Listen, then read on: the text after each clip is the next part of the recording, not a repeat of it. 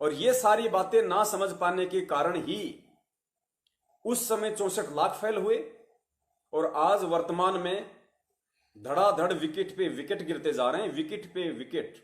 चाहे वो 2014 से पहले वाले हों जो सोचते हैं हमें सारा नाम मिल गया, या चाहे 2014 के बाद जिन्होंने नाम दीक्षा लिए चाहे वो हों, विकेट पे विकेट काल भगवान गिराता जा रहा है बिना ज्ञान को आधार बना पाने के चलते। इस दास के पास ऐसे सैकड़ों उदाहरण है जो लोग 2014 से पहले कोऑर्डिनेटर बने हुए थे। उन लोगों ने भी दास को फोन किया और कहा, जब उन्होंने गुरुजी की बरवाला कांड हुआ, गुरुजी की पुस्तकों को खड्डा खोद के उसमें डाल दिया, किसी ने बोरा भर के गुरुजी की पुस्तकों का कुएं में डाल दिया। वो बहुत सारे लोग हैं, मैं उनका नाम भी ले चुका हूं, बार बार बता चुका हूं, जो आज संगत को हैंडल कर रहे हैं वकील बन के कि हम तो बहुत बड़े भगत हैं, हम तो गुरुजी से मिलके आते हैं जेल में।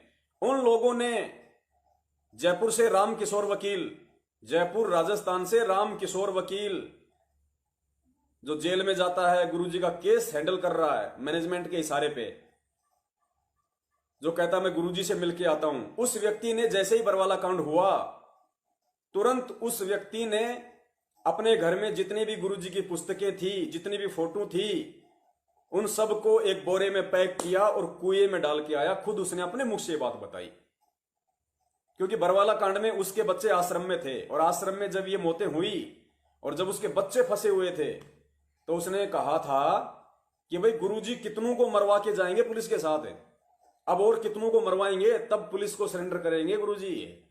ये उन लोगों के वचन थे जो आज संगत में शहंशाह बने हुए हैं, संगत के राजा बने हुए हैं, लोगों को दिशा दे रहे हैं कि तुम्हें क्या करना है, तुम्हें क्या नहीं करना।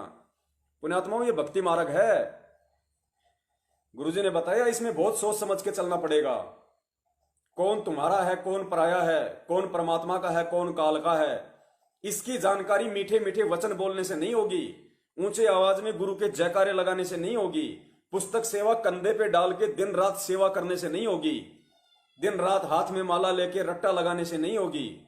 गुरु का असल में शिष्य कौन है, गुरु की शिक्षाओं पे कौन चल पा रहा है, गुरु के ज्ञान को आधार किस किस ने बनाया, इस बात की जानकारी उस भगत के शब्दों से, उसकी रहनी करनी से होती है, दिखावे से नहीं होती। तो उस समय 64 के 64 लाख शिष्य फेल हुए। क्यों? क्योंकि गुरु और शिष्य का जहां नाता होता है वहां पे परीक्षा होती है। तो नंबर 1, 650 साल पहले हमारी परीक्षा हुई, क्योंकि कबीर परमेश्वर जी हमारे गुरु थे, हम सब उनके शिष्य थे, और जहां गुरु शिष्य का नाता वहां परीक्षा होगी। पुण्यात्माओं, भूल मत जाना, हमारा आज का विषय हिसार जेल के नाम से गुरुजी की आवाज में बताई जा रही ऑडियो है कि उन ऑडियो का भक्ति मार्ग में कितना महत्व और कितना महत्व नहीं है।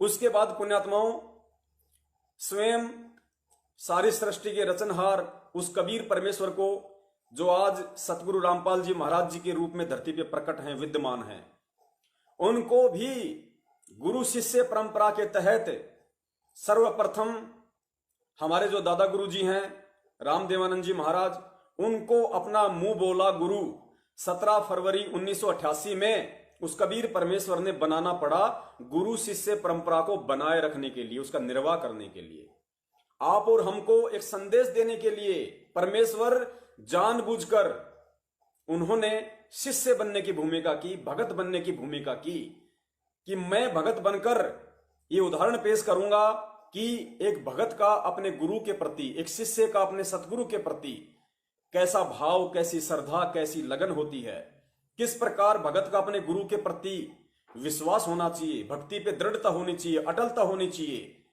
ये उदाहरण आप और हमारे लिए छोड़ने के लिए, आने वाली पीढ़ियों के लिए एक एग्जाम्पल बनाने के लिए उस पूर्ण परमेश्वर कबीर साहिब जी ने सतगुरु रामपाल जी महाराज जी के रूप में 17 फरवरी 1988 को आप और हमारी तरह एक 2 कौड़ी के जीव को, स्वामी रामदेवानंद जी महाराज जी को अपना मुंह बोला गुरु बनाया, जिस प्रकार काशी में परमेश्वर ने रामानंद जी को बनाया। ये वही लीला चल रही है, सेम टू सेम। उस समय नहीं समझ पाए, 650 साल पहले इस बात का कबीर साहिब जी और रामानंद जी के अलावा तीसरे को बिल्कुल भी पता नहीं था कि इनके बीच में गुरु शिष्य का रिश्ता क्या है, कैसा है। सब लोग यही समझते थे कि कबीर का गुरु रामानंद है। किसी को नहीं पता था कि कबीर जी ने एक शिष्य धर्म निभाते हुए, गुरु शिष्य परंपरा का निर्वाह करते हुए आगे आने वाली 650 साल बाद आने वाली आत्माओं को एक उदाहरण पेश करने के लिए एक 2 कौड़ी के जीव को अपना मुंह बोला गुरु धारण किया। उस जगत गुरु ने, जो सबका गुरु है, पूरी सृष्टि का गुरु है, वही लीला आज चल रही है। तो पुण्यात्माओं, इसी लीला के तहत सतगुरु रामपाल जी महाराज जी को भी इसी परीक्षा के दौर से गुजरना पड़ा था। और परीक्षा क्या थी? हरियाणा के चिमनी डिराने गांव के एक राम स्वरूप जी थे। वो सबसे पहले दादा गुरुदेव से जुड़े और वो राम स्वरूप जी सतगुरु रामपाल जी महाराज जी के संपर्क में थे। तो उन्होंने बताया गुरु जी को कि भाई आपके मतलब के एक संत हैं, कबीर पंथी हैं और आपके मतलब के हैं।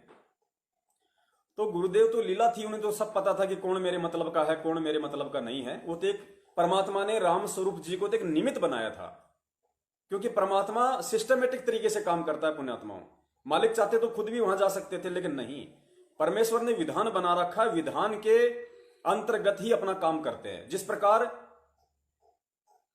आपको पहले भी बताया था, सतगुरु रामपाल जी महाराज जी भी बार बार बताते हैं अपने सत्संग में, कि एक भगत था, वो पहाड़ पे रहा करता था और उसका नित्य यह कर्म था कि जब तक वो हाथ मुंह नहीं धोता था, अपनी कोई क्रिया नहीं करता था। तो एक दिन क्या हुआ, पहाड़ पे पानी सूख गया और जैसे ही वो सुबह उठा, उसकी हालत भी कुछ खराब थी। जैसे ही वो सुबह उठा, उसने देखा कि भाई पानी तो नहीं है। अब उसको बड़ी दुख हुआ, उसको बड़ी चिंता हुई कि भाई क्या करें, क्योंकि वो बीमार था, वो पानी तक उठ के जा नहीं सकता था, क्योंकि उसको पहाड़ से कुछ नीचे आना पड़ता था। और पहाड़ से जितना भी था, 20 मीटर, 50 मीटर, 1 किलोमीटर जो भी था, वहां पे आकर वो अपना हाथ मुंह धो के फिर ऊपर जाकर झोपड़ी में अपनी भक्ति किया करता था। तो गुरुदेव ने बताया कि एक दिन वो बीमार पड़ गया, झोपड़ी से बाहर निकलने की भी उसकी हिम्मत नहीं रही।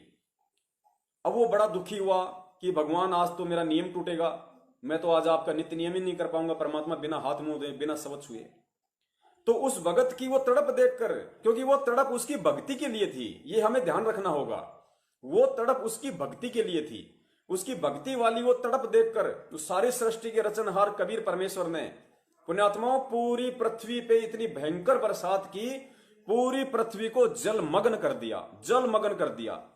पूरी पृथ्वी डूब गई और धीरे धीरे धीरे धीरे पहाड़ पे पानी चढ़ गया जहां उसकी झोपड़ी थी। फिर जैसे ही उसने उधर मुंह करके देखा, उसने देखा ओ हो, सब कुछ पानी पानी, सब डूब गया। और उसने मुंह धोया, फिर उसने देखा कि हे परमात्मा, ये तो चारों तरफ ये तो अनर्थ हो गया। फिर उसको ध्यान आ गया कि भाई तूने पुकार की थी परमात्मा से। तो फिर उसने परमात्मा से रोते हुए उसने अरदास की कि हे परमात्मा, इस नीच के कारण इतना बड़ा अनर्थ, परमात्मा दया करो, इस पाप को मैं कहां झेलूंगा। फिर परमेश्वर ने वापस वैसा ही कर दिया। और कहते हैं कि साहिब से सब होत है, बंदे से कुछ नहीं, वो राई से पर्वत कर दे, फिर पर्वत से राई। परमात्मा कुछ भी करने में सक्षम है। हमारा जो विषय है इस कहानी से, वो ये शिक्षा लेने का है कि परमेश्वर अपने विधान के अनुसार ही काम करते हैं, उछल कूद परमात्मा नहीं करता। अगर परमात्मा चाहते तो उस भगत को तो खाली मुंह धोने के लिए पानी की ही जरूरत थी। परमात्मा चाहते तो एक मटका पानी का भी रख सकते थे भर के अपनी शक्ति से, वो मटके से अपना मुंह धो लेता, अपनी भक्ति हो जाती। परमात्मा ने पूरी सृष्टि को क्यों डुबाया? क्योंकि परमात्मा नीचे से शुरू करते हैं। बारिश का लेवल बढ़ा, फिर पानी का लेवल बढ़ा, बढ़ता गया, बारिश होती गई, पानी ऊपर चढ़ता गया। परमात्मा सिस्टमैटिक तरीके से काम किया। परमात्मा ने पूरी सृष्टि को डुबोया। परमात्मा ने चाहते तो मटका भी भर सकते थे, लेकिन नहीं भरा। पुण्यात्मा, यही इस भक्ति मार्ग में है। कई लोग सोचते हैं कि मुझे तो परमात्मा माफ कर देंगे, मैं तो परमात्मा का रिश्तेदार हूं, मैं तो गुरु जी का रिश्तेदार हूं, मैं तो गुरु जी का भाणजा हूं, मैं तो गुरु जी का भतीजा हूं। अरे मैं तो आश्रम में डी में सेवा करता था, मैं तो बहुत बार गुरु जी से मिला हूं और गुरुजी ने बहुत बार मेरे को आशीर्वाद दिया। गुरुजी मेरे को जानते हैं, मेरे को पर्सनली कि मैं कौन हूं, मैं किसका बेटा हूं, मैं कहां से आता हूं, अच्छे से पहचानते हैं मेरे को गुरुजी। बहुत सारे लोगों को ये वहम है, ये भ्रम है कि हम गुरुजी के रिश्तेदार हैं, हम गुरुजी के परिवार वाले हैं, मैं गुरुजी के बहुत ज्यादा संपर्क में था तो मुझे तो परमात्मा माफ कर देंगे। नहीं, ये वहम है आपका, ये आपकी गलती है, आपकी नासमझी है कि आप परमात्मा को रिश्तों में तोल रहे हैं। परमात्मा किसी रिश्तों में बंधा हुआ नहीं है। इसी प्रकार जिस प्रकार परमात्मा ने अपने विधान के अंतर्गत पूरी सृष्टि को डुबोया, पानी को सिस्टमेटिक तरीके से ऊपर चढ़ाया, उसके बाद उस भगत ने मुंह धोया, इसी प्रकार संत निर्मोही होता है। हम मंगलाचरण में पढ़ते हैं कि परम शक्ति संगीतम रिद्धि सिद्धि दाता सोही अविगत गुण है अतीतम सत्य पुरुष निर्मोही। तो वो सत्य पुरुष जो है वो निर्मोही है, उसको किसी से कोई विशेष मोह नहीं है। परमात्मा को किसी से कोई विशेष लगाव या मोह नहीं होता है। और इसी भ्रम में उनके परिवार वाले जो समझते हैं कि गुरुजी तो हमारे रिश्ते में हैं, कोई कहता गुरुजी मेरा पिता है, गुरुजी मेरा ताऊ है, गुरुजी मेरा मामा है, गुरुजी मेरा भाई है। इसी भूल में वो लोग पिछले 6 वर्षों से और उससे भी पहले से अपना जीवन नाश कर रहे हैं, ना समझ पाने के कारण। तो राम स्वरूप जी निमित्त बने परमात्मा तक वो संदेशा पहुंचाने के लिए। खुद सतगुरु ने ही उनको निमित्त बनाया लीला के तहत। गुरुदेव आश्रम में गए, जाते ही परमात्मा ने नाम दीक्षा ले ली। अब जो भी बातचीत उनमें हुई होगी उस चीज को मैं नहीं जान सकता कि स्वामी रामदेवानंद जी महाराज जी और सतगुरु रामपाल जी महाराज जी के बीच में क्या बातचीत हुई। और बातचीत पुण्यात्माओं जरूर हुई होगी, क्योंकि ये भक्ति मार्ग एक एक आत्मा के माध्यम से परमात्मा सिस्टमेटिक तरीके से इस समय तक लेके आए थे।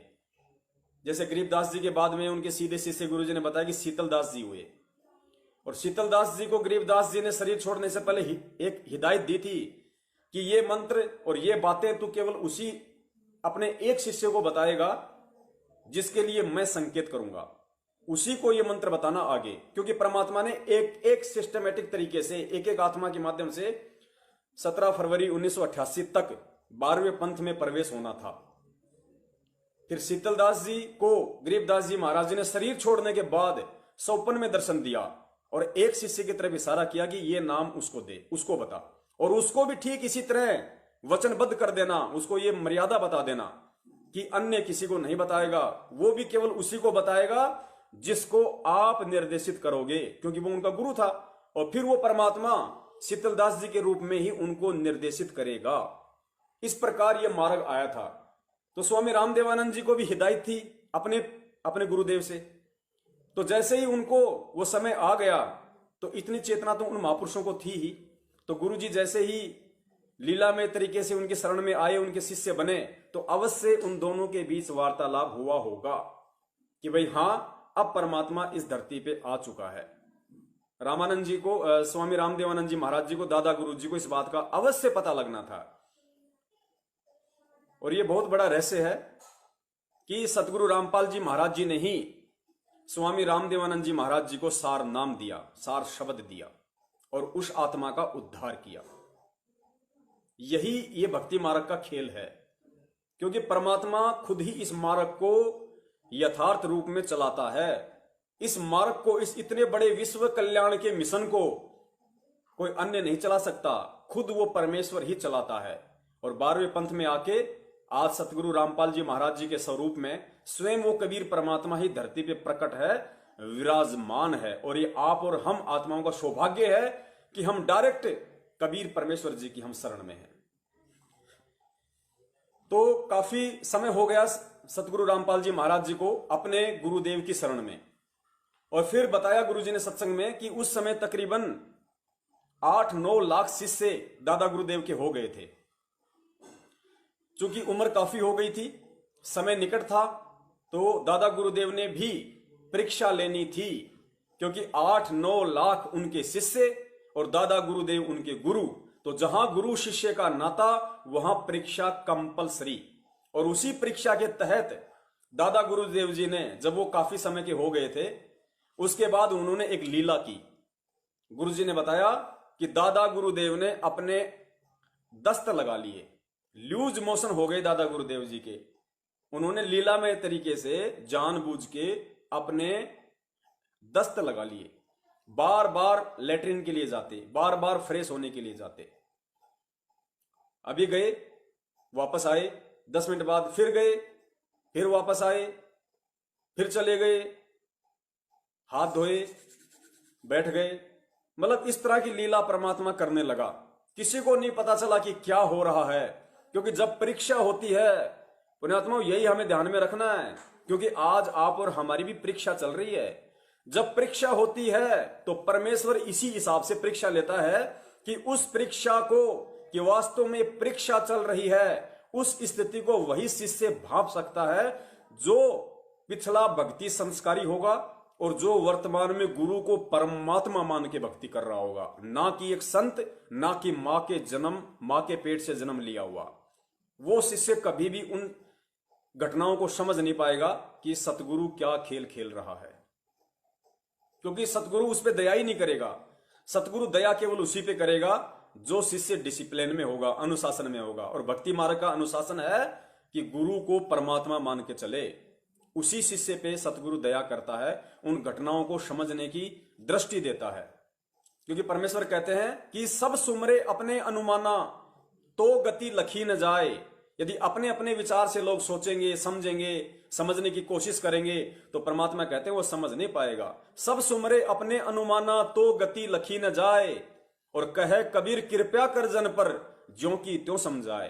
परमात्मा केवल जिस पे दया करेगा, जिस पे मेहर करेगा, जिस पे कृपा करेगा, वही व्यक्ति, वही जन, वही भगत उन चीजों को सही सही से समझ पाएगा। तो दादा गुरुदेव ने दस्त लगाए अपने, और ये दस्त लगाने का जो प्रोसीजर थी, जो ये दस्त वाली जो प्रक्रिया थी, ये गुरुजी ने बताया कि लगातार 3 महीने चली। 3 महीने तक। अब जब काफी समय बीत गया, महीना 1.5 महीना हो गया, दादा गुरुदेव के दस्त नहीं रुक रहे। दादा गुरुदेव जी कभी कभी बैकी बैकी बात कर दें, जैसे बोला भाई मैं फ्रेश होने जाऊंगा, फ्रेश होने के लिए गए, बाथरूम में गए नहीं, वापस आ गए, सब शिष्य देख रहे हैं, वापस आके कह रहे लाओ भाई मेरे हाथ धुलाओ, हाथ धुलाओ भाई, गंदे हो गए, मैं भी बाथरूम जाके आया हूं। तो शिष्य विचार करने लगे, यार गुरुजी बाथरूम में गए नहीं, गेट से वापस आ गए, कह रहे बाथरूम जाके आए हूं, हाथ धुलाओ। तो संगत में खुसर फुसर शुरू हो गई, चर्चा शुरू हो गई कि भाई गुरुजी का दिमाग खराब हो गया। भाई उम्र भी तो काफी हो गई ना, 100 साल के ऊपर हो गए, अब उम्र का भी तो एक तगाजा होता है, शरीर भी तो शरीर होता है। भाई गुरुजी का दिमाग खिसक गया, मतलब मेंटल हो गए गुरुजी। बातें संगत में शुरू होने लग गई, मतलब शिष्य गुरु से दूर होने लग गए। क्योंकि परमेश्वर कहते हैं जब काशी में परमेश्वर ने परीक्षा ली थी और सब लोग उस परमेश्वर को भला बुरा कह रहे थे, उनके शिष्य भी, तो परमेश्वर की उस बात को आदरणीय गरीबदास जी महाराज जी ने अपने शब्दों में कहा कि भड़वा भड़वा सब कोई कहे, कोई न जाने खोज, दास गरीब कबीर करम यो बाटे सिर का बोझ। कि उस समय उस कबीर परमेश्वर को उनके शिष्य और बाहर वाले सभी उनको भड़वा कह रहे थे कि ये तो भड़वा है, नीच आदमी है, देखो कैसा कुकर्म कर दिया इसने, ज्ञान तो कैसा अच्छा देता था और काम कैसे घटिया कर डाले। तो कहते हो सब लोग चर्चा करने लग गए कि भड़वा भड़वा सब कोई कहे, कोई न जाने खोज। किसी को नहीं पता कि यह क्या खेल चल रहा है। और दास गरीब कबीर करम यो बाटे सिर का बोझ, ये परमेश्वर की लीला थी। वो अपने सिर से नकली शिष्यों का बोझ हल्का कर रहे थे, क्योंकि गुरुदेव ने बताया कि भक्ति मार्ग का एक उसूल होता है, गुरु जब तक पार नहीं होता तब तक, जब तक कि गुरु के शिष्य पार ना हो जाएं, यानी गुरु जिन जिन को नाम देता है, जब तक वो शिष्य मोक्ष को प्राप्त ना हो जाएं तब तक गुरु पार नहीं हो सकता, वरना वो भार गुरु के सिर पे रहेगा। इसलिए परमात्मा कहता है कि गुरु बनने का अधिकारी पूरी सृष्टि में यदि कोई होता है, सतगुरु यदि कोई होता है, वेदों में शास्त्रों में जहां जहां भी गुरु या सतगुरु का इस्तेमाल हुआ है वो केवल उस परमात्मा के लिए है, वो यो शब्द गुरु। बाकी लाखों गुरु बन गए, इनके लिए नहीं, क्योंकि परमात्मा में फिर वो भार नहीं रहता, चाहे शिष्य पार हो या ना हो। लेकिन वो लीला की परमात्मा ने नकली गुरुओं को समझाने के लिए कि नालायकों तुम अपने सिर पे कितना बड़ा भार रख रहे हो, शिष्य बना लिए तुमने लाखों करोड़ों की संख्या में, पार तुम खुद भी नहीं हो सकते, क्योंकि तुम्हारे पास वो भक्ति ना वो मंत्र। ये शिष्य लाखों शिष्य कहां पार होंगे, ये करोड़ों कहां पार होंगे। इसलिए परमात्मा कहते हैं कि गुरु खुद भी नरक में पड़ेगा, शिष्यों को भी नरक में लेके जाएगा। इसलिए गुरु ने कहा कि भड़वा भड़वा सब कोई कहे कोई न जाने खोज, दास गरीब कबीर करम यो बाटे सिर का बोझ। तो भाई वो सिर का बोझ तो दादा गुरुजी ने भी हल्का करना था, और दादा गुरुजी ने किया। संगत में खुसर फुसर शुरू हो गई। खुसर फुसर राम स्वरूप जी के कान में पड़ी, तो राम स्वरूप जी सतगुरु रामपाल जी महाराज जी के पास आए। उस समय दोनों गुरु भाई थे। तो राम स्वरूप जी ने कहा भाई जेई, क्योंकि उस समय गुरु जी जेई थे, जूनियर इंजीनियर थे हरियाणा इरिगेशन डिपार्टमेंट में, सिंचाई विभाग में। तो राम स्वरूप जी ने कहा कि भाई जेई साहब। बोले हाँ जी। बोले भाई क्या विचार है आपका? बोले भाई क्या विचार है? बढ़िया विचार है, भक्ति कर रहे हैं, नौकरी कर रहे हैं परमात्मा की, और क्या है, आनंद हो रहा है। अरे बोले उस तरफ नहीं। बोले यार दादा गुरु जी को तो देखो, 3-3 महीने हो गए, दस्त रुकने का नाम ही नहीं ले रहे, ऐसा थोड़ी होता है कोई। अब क्या विचार है आपका? यानी गुरुजी ने बताया कि राम स्वरूप जी का कहने का मतलब यह था कि भाई अब किसी और पंथ में चलते हैं, कोई और गुरु देखते हैं, कोई ढंग का। अब ये गुरु तो हो लिया फेल। जब खुद के दस्त नहीं रुक रहे तो भला शिष्यों का बीमारियों का क्या करेगा, मोक्ष कहां से कराएगा? शिष्यों का जन्म मरण का रोग कहां से कटेगा, कहां से काटेगा, जिसके खुद के दस्त नहीं रुक रहे? तो उसका कहने का मतलब ये था, लेकिन वो कह नहीं पाया गुरुजी से। तो गुरुजी ने कहा कि कोई बात नहीं, तो संतों के खेल होते हैं रामस्वरूप, अपनी भक्ति कर भाई, ये तो संतों के खेल है। हमें जो भक्ति दे दी, मंत्र दे दी, उन पे ध्यान रखना, हमने क्या लेना देना? संत के दस्त हो रहे, संत की रीढ़ की हड्डी में है दर्द, या संत के दांतों में दर्द है, हमें इन बातों से क्या लेना देना भाई? वो संत की अपनी क्रिया, वो क्या करे क्या ना करे, हमें क्या निर्देश दिया है उस पर हमने ध्यान रखना बस। बात आई गई हुई। फिर 10-15 दिन बीते, संगत में और ज्यादा खुसर फुसर शुरू हो गई। एक दिन फिर मौका मिला राम स्वरूप जी को गुरुजी से भेंट करने का। उस समय थोड़ी हिम्मत दिखाई राम स्वरूप जी ने और कहा कि भाई मैंने पिछली बार कहा था, कुछ ध्यान दिया आपने? गुरुजी बोले भाई क्या, कौन सी बात है? अरे भाई सब लोग जा रहे हैं छोड़ छाड़ के, बहुत सारे लोग दूसरे पंथों में चले गए, अन्य को अपना गुरु बना लिया। अब दादा गुरु जी यार 3 महीने हो गए, दस्त उनके रुक नहीं रहे, अब क्या करेंगे? अब यहां अपन रह के, जो खुद अपना दस्त नहीं मिटा पा रहा, हमारा जन्म मरण का रोग कहां से मिटाएगा? दादा गुरु जी का दिमाग खराब हो लिया भाई, गुरु जी का दिमाग खराब हो लिया, कहीं और देखते हैं। तब गुरुदेव जी ने, संत गुरु रामपाल जी महाराज जी ने पुण्यात्मा ये उदाहरण दिया, एग्जाम्पल दिया परमात्मा ने कि पुण्यात्माओं तुम्हारे साथ भी वो घटनाएं घटेंगी, तुम्हारे सामने भी काल, वो आपत्तियां, वो विपत्तियां, वो परेशानियां खड़ी करेगा। उस समय तुम्हें किस तरीके से विवेक करना है, किस तरीके से तुम्हें सोचना है, मनन करना है, और किस तरीके से अपने आप को भक्ति मार्ग पे दृढ़ता के साथ में बनाए रखना है। इसलिए परमात्मा ये लीलाएं करते हैं, ये एग्जाम्पल देते हैं, ये कहानियां सुनाते हैं, वरना परमात्मा किसी का मनोरंजन करने के लिए नहीं आता यहाँ पे। ये चुटकुले सुनाने के लिए, कहानियां सुनाने के लिए परमात्मा के पास समय नहीं है। तब सतगुरु रामपाल जी महाराज जी ने, जो उस समय एक भगत की भूमिका में थे, राम स्वरूप जी के भगत भाई थे, गुरु जी खड़े हुए और कहा कि रे नालायक इंसान, ये शब्द बोलने से पहले कि गुरु जी का दिमाग खराब हो गया, नालायक तेरी जीभ क्यों नहीं कट गई? तूने कह कैसे दिए ये शब्द कि गुरु जी का दिमाग खराब हो गया? अरे देख, सूरज भी टाइम पे अपने स्थान पे चक्कर काट रहा है, पेड़ पौधे भी देख वहीं की वहीं हैं, पशु पक्षी भी चहका रहे हैं, देख तू और मैं भी सुरक्षित हैं, ये पृथ्वी भी सुरक्षित है, हवा भी चल रही है। नालायक, तूने ये कैसे कह दिया कि गुरुजी का दिमाग खराब हो गया? तेरी जीभ क्यों नहीं कट गई तेरी? अरे गुरुजी यानी भगवान, परमात्मा, साहब। और जिस दिन गुरु का दिमाग खराब हो गया, उस दिन नालायक ये सृष्टि बचेगी क्या? ये खंड पिंड ब्रह्मांड, तारे नक्षत्र, पेड़ पौधे, जीव जंतु, पहाड़, नदियां, ये सब उलट फुलट हो जाएंगे जिस दिन गुरु का दिमाग खराब हो जाएगा। नालायक, अभी तो हम देख आमने सामने बात कर रहे हैं और कहते हैं पो पाटी पगड़ा भैया और जागी जी आजून। पो पाटी पगड़ा भैया यानी सुबह सुबह जब प्रातः काल हुआ, सूरज उदय हुआ लाल रंग का, तो कहते हैं सभी जीव जंतु जाग जाते हैं, सभी जीव जंतु उठ जाते हैं। कहते हैं पो पाटी पगड़ा भैया और जागी जिया जून, और सब काहू को देत है वो चोंच समाना चून। किरे नालायक, वो परमात्मा जो चीटी को कण और हाथी को मण देता है, मण खिलाता है, तूने कैसे कह दिया उसके विषय में कि परमात्मा का दिमाग खराब हो गया? तेरी जीभ में कीड़े क्यों नहीं पड़ गए? तेरी जीभ क्यों नहीं कट गई नालायक? ये शब्द बोलने से पहले। अब पुण्यात्माओं, जब इतना सब कुछ हुआ तो राम स्वरूप जी को अंदर से बड़ा दुख हुआ और उन्होंने कहा कि भाई जय साहब मुझे माफ करो, मेरे से बहुत बड़ी गलती हो गई। पुण्यात्माओं, गुरुदेव ने कहा कि नालायक मैं कौन होता हूं माफ करने वाला?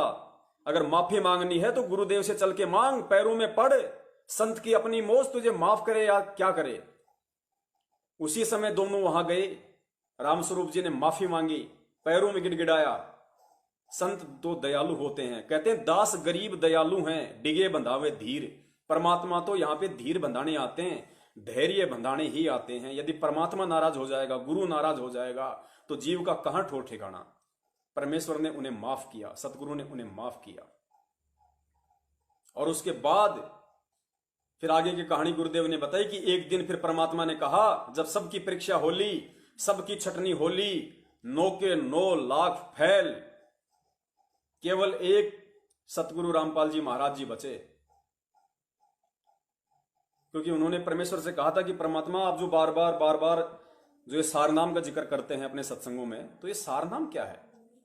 तब दादा गुरुदेव ने लीलामय तरीके से, क्योंकि घटना को तो घटना के तरीके से ही अंजाम दिया जाएगा, तब दादा गुरुदेव ने कहा कि भाई आज तक इस 9 लाख की संगत में से मेरे को इतने साल हो गए नाम देते हुए, आज तक किसी ने भी सार शब्द के बारे में जिक्र नहीं किया, सार नाम के बारे में जिक्र नहीं किया। पहली बार तूने किया है।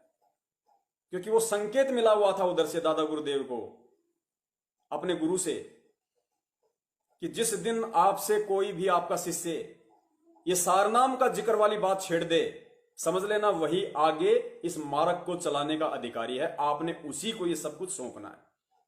तो प्रेरणा करने वाला भी सतगुरु रामपाल जी महाराज जो कबीर रूप में है, और पहले से सारा सब कुछ खेल खेलने वाला भी वही, और सामने आके गुरु शिष्य की भूमिका में भी वही बैठ गए। तो पुण्यात्माओं, अकेले गुरु जी उस समय परीक्षा में पास हुए। वो तो होने थे भाई, सारी सृष्टि के रचनहार थे, मालिक थे, खुद कबीर परमात्मा है। वो तो एक रोल कर रहे थे, डबल रोल कर रहे थे परमात्मा। क्योंकि कहते हैं ना कि साहिब से सतगुरु भय और सतगुरु से भय संत, धर धर वेख विशाल अंग खेलत आदि और अंत। वो परमात्मा ही साहिब होता है, वो ही सतगुरु की भूमिका करता है, और वो ही फिर संत का रोल करता है, साध का रोल करता है, भगत का रोल करता है। फिर दादा गुरुदेव ने सबके सामने कहा था वहां पे कि भाई आज के बाद, गुरु जी का नाम लेके कहा कि ये नाम देगा, और फिर कहा कि आज के बाद तेरे समान कोई संत पृथ्वी पे नहीं होगा, तेरे बराबर कोई संत नहीं होगा पृथ्वी पे। और पूरी संगत को कह दिया गुरु जी ने, संदेशा दिलवा दिया कि आज के बाद जो इसको गुरु नहीं मानेगा वो मेरा कुछ नहीं लगता, उसको कोई जरूरत नहीं यहां आने की। समझदार थे, उन्होंने अपना लिया, और जो ना समझते वो छोड़ छाड़ के वहां से निकल गए।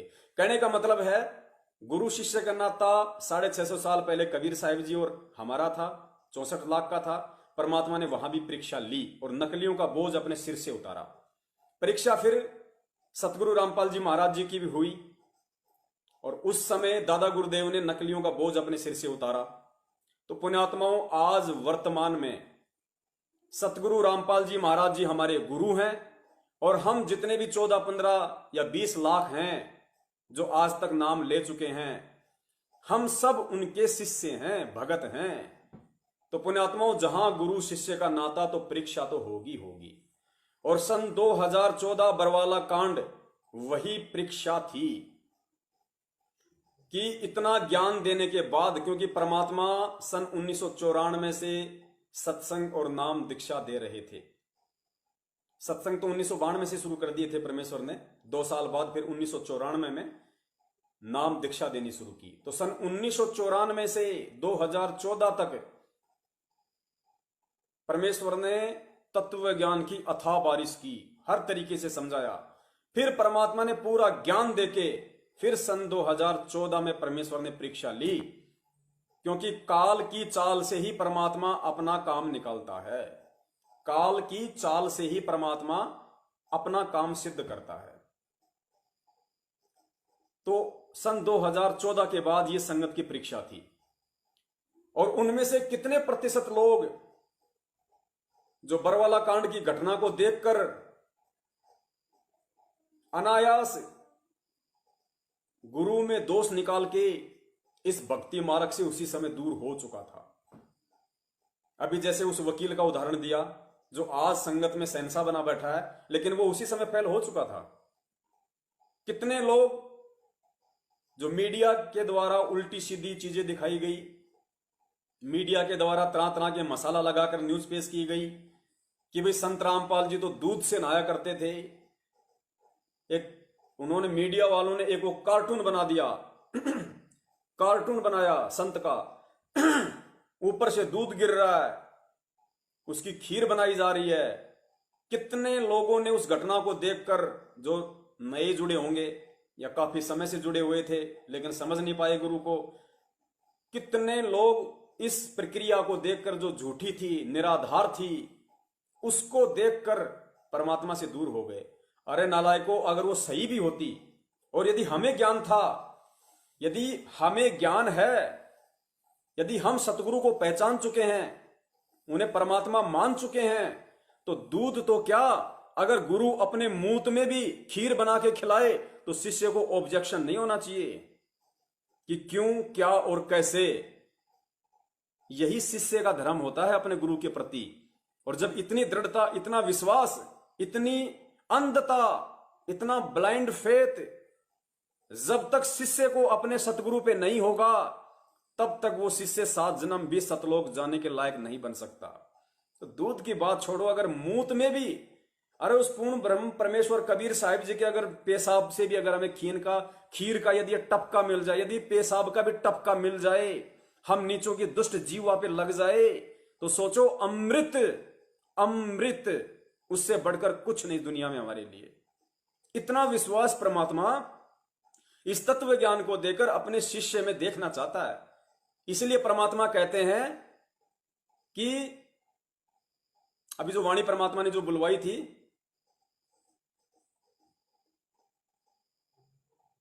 दास के दिमाग से निकल गई, तो परमात्मा इस तरीके से इस भक्ति मार्ग पे अपने शिष्य को, अपने भगत को, अपने बच्चों को इतना दृढ़ भाव से, इतनी दृढ़ श्रद्धा से, लगन से भक्ति मार्ग पे चलता हुआ देखना चाहता है। तब परमात्मा निसंशय होके शरीर त्याग के सतलोक जाता कि हां, अब मेरे बच्चे इस मार्ग को हजारों वर्षों तक निर्विरोध चलाएंगे, कोई रोकने टोकने वाला नहीं।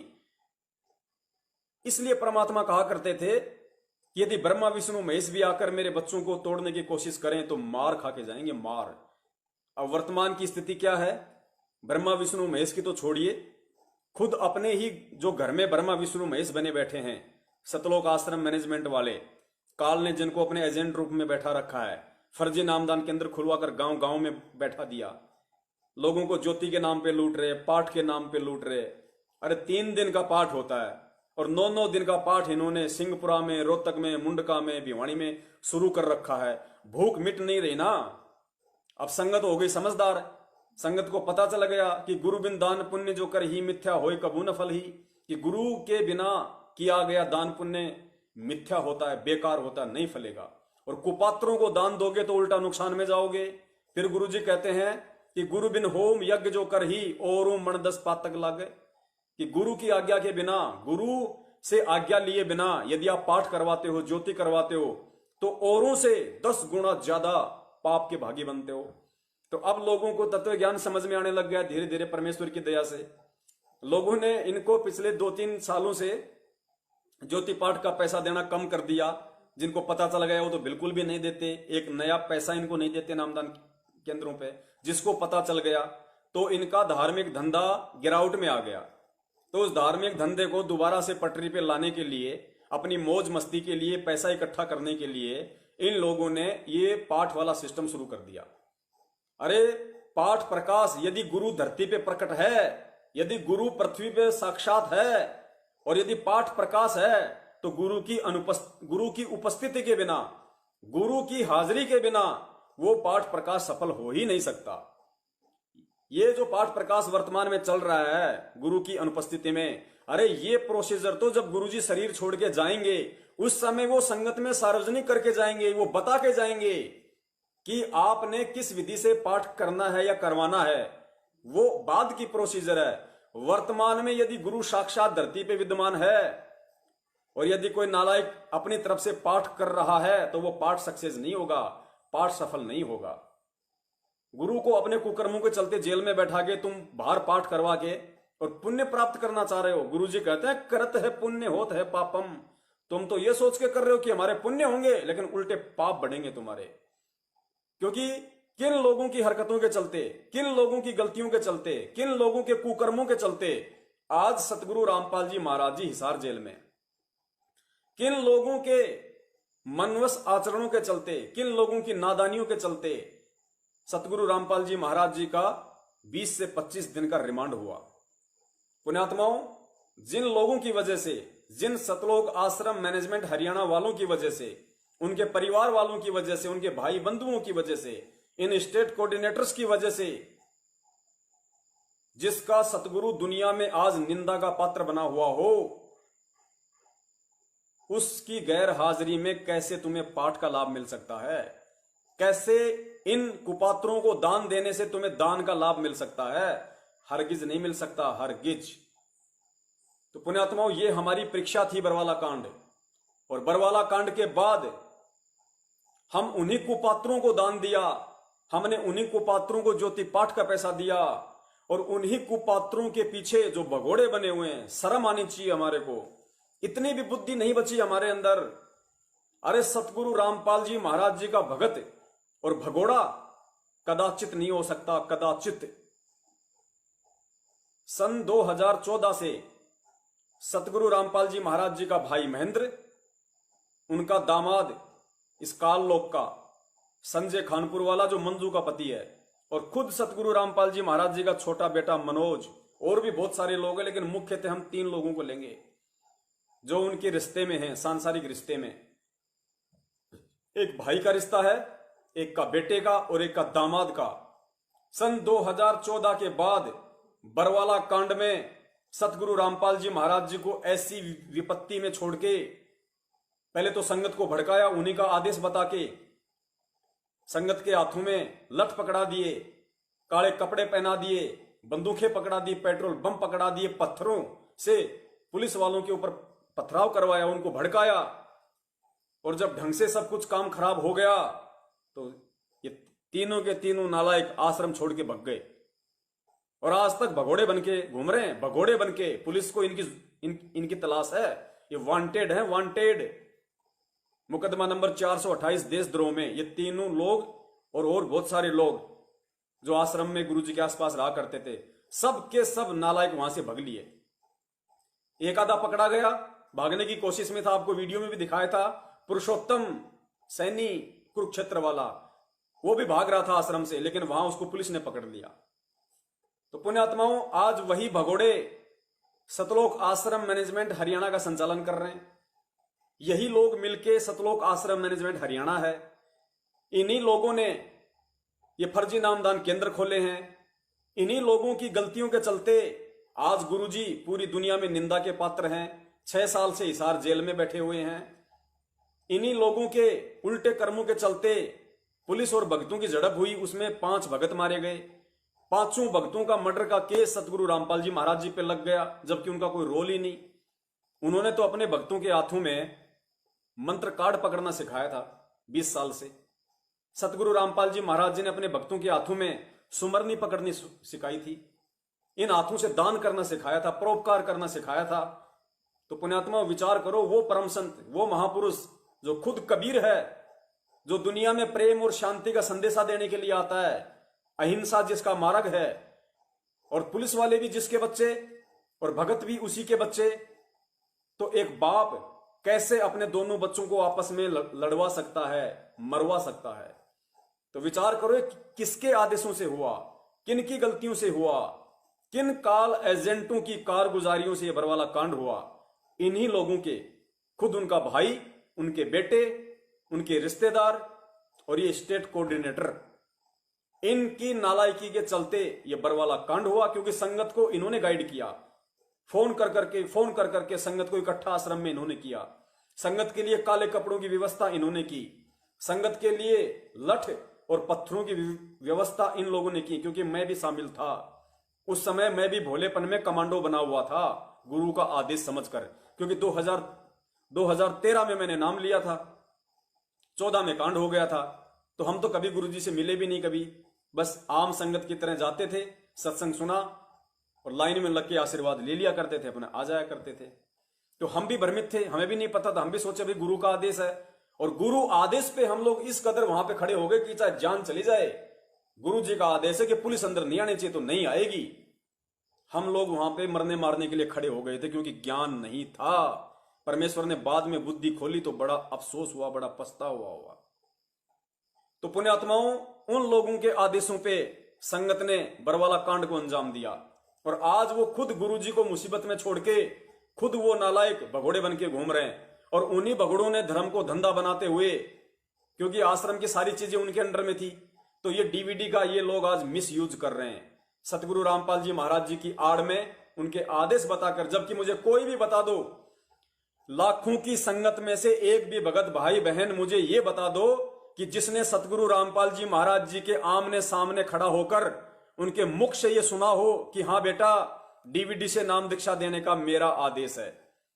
कोई भी मुझे बता दो, एक भी माई का लाल इस संगत में अगर कोई ऐसा है तो फिर किसके आदेश मान रहे हो भाई? किसके आदेश से नाम दीक्षा दी जा रही है? किसके आदेश से ये सब कुछ चल रहा है? अरे आदेश क्या होता है? छोटा सा एक वीडियो सुनो आप, आपकी समझ में आ जाएगा कि भक्ति मार्ग में गुरु का वचन किस प्रकार सफल होता है। गुरु कितना स्पष्ट रूप से बोलेगा यदि किसी को नाम दीक्षा देने का आदेश देगा तो। स्वयं सतगुरु रामपाल जी महाराज जी ने अपने लिए बताया है कि मेरे दादा गुरुदेव ने मुझे जब नाम देने का आदेश दिया तो दादा गुरुदेव ने पूरी संगत में ऐलान किया था कि आज के बाद ये नाम देगा। गुरु का नाम लेके कहा कि आज के बाद, गुरु जी का नाम लेके कहा कि ये नाम दीक्षा देगा, और जो इसको गुरु नहीं मानेगा वो मेरा कुछ नहीं लगता। पुण्यात्माओं, यदि सतगुरु रामपाल जी महाराज जी ने आदेश देना होता, पहली बात तो गुरु जी ने अपने सत्संग में पहले ही स्पष्ट किया हुआ है कि डीवीडी से नाम दीक्षा मुझ दास के सतलोक जाने के बाद देने की व्यवस्था की जाएगी, डीवीडी से नाम दीक्षा की। तो भक्ति मार्ग में संत वचन पलटे नहीं, चाहे पलट जाए ब्रह्मांड। सतगुरु का वचन है कि जब तक मैं हूं तब तक मैं दूंगा, और जब चला जाऊंगा तब ये डीवीडी काम आएगी। इसलिए परमात्मा ने सन 2005 में डीवीडी बना के रखी हुई थी। वरना सोचो, अगर परमात्मा ने डीवीडी से ही नाम दीक्षा अगर आज वर्तमान में लोगों को दिलवानी होती, तो जब परमात्मा ने 2005 में डीवीडी बना दी थी और 2006 में गुरुजी जेल में गए थे, 2 साल जेल में रहे, उस समय डीवीडी से नाम दीक्षा देने की प्रक्रिया शुरू क्यों नहीं हुई?